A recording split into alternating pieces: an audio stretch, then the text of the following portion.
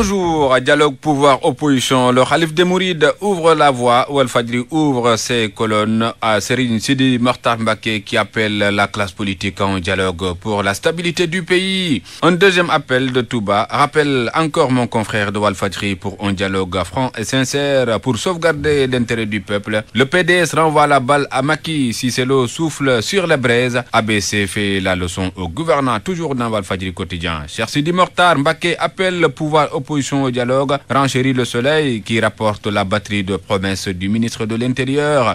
Tous les chantiers de Thiès seront achevés et d'autres vont démarrer, assure Abdoulaye Daouda Diallo. 1140 francs CFA demandés à chaque disciple comme contribution aux grands travaux du Khalif. Les rappels à l'ordre du Khalif dans le populaire. Serigne Sidi Mokhtar Mbacké somme les petits-fils de Serigne Touba à rentrer dans le rang. Il condamne également les profanations de la ville sainte avec la cigarette, l'alcool, la drogue, les jeux au hasard, entre autres. Le sermon de feu du Khalif, estime enquête du journal. Cigarette, alcool, musique, les fatwas de Baylat réactivés. Souligne encore mon confrère d'enquête qui constate que le Khalif des Mourides s'est levé hier contre le vent de crispation qui s'est emparé de la classe politique, engluée dans des querelles permanentes. Un discours fort aux yeux de mon confrère, directement relayé dans Direct Info contre Satan, le tabac, l'alcool, la loterie et la délinquance. Serigne Sidi Mokhtar ressuscite le décret Abdoul Ahad. Le Khalif décrète une fatwa, avertit grand place devant l'alcool et la drogue qui résiste au contrôle de Touba. L'autre recommandation va aux politiciens invités à assainir les rapports entre eux. C'est toujours dans grand place. Sermon contre l'intolérance des Sénégalais, conclut alors mon confrère de grand place. Rewmi Quotidien conclut sur les retombées économiques du Magal. L'événement pèse 200 milliards de francs CFA, mesure mon confrère qui conclut que le mouridisme est une richesse enfouie dans un pays pauvre. Mais à l'arrivée, fait remarquer encore Rewmi Quotidien, industriels, commerçants et mendiants se frottent les mains et remercient Serigne Touba. Dans la tribune,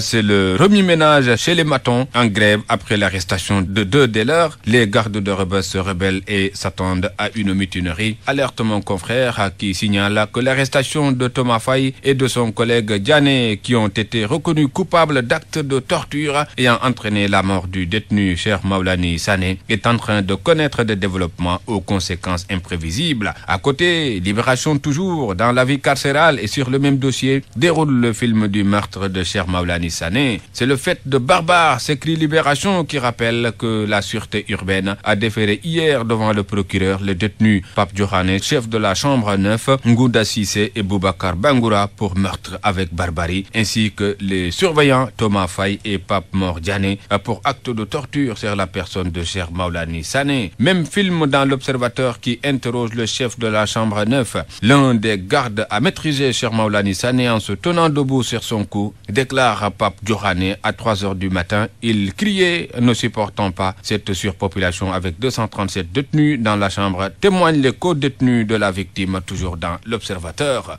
Le quotidien fait sa une ce matin sur un cadeau de Noël pour Macky Sall avec la Banque mondiale qui finance des projets du Sénégal en 2014 à hauteur de 77 milliards de francs CFA. Sud Quotidien nous informe de la centrale électrique Taïba Ndiaye et titre ce matin Tobène rejoint sa sœur. Dans les sports, à 7 jours de la fin de la suspension, Mbaye Niang ferme la porte au Sénégal dans Stade, le quotidien du sport. J'espère être convoqué avec les espoirs français, déclare-t-il, repris dans les colonnes du journal. Dans Sunu Lamb, Boul Falé ne brille plus. Tyson et sa bande au fond du trou, fait remarquer le quotidien des arènes sénégalaises. Tyson 9 ans sans jubilé, Alioune Mané le moindre succès depuis 5 ans, Gambien 4 ans de disette. Un bilan amer décortiqué ce matin dans Sunu Lamb, le quotidien des arènes sénégalaises. Bonne lecture à tous.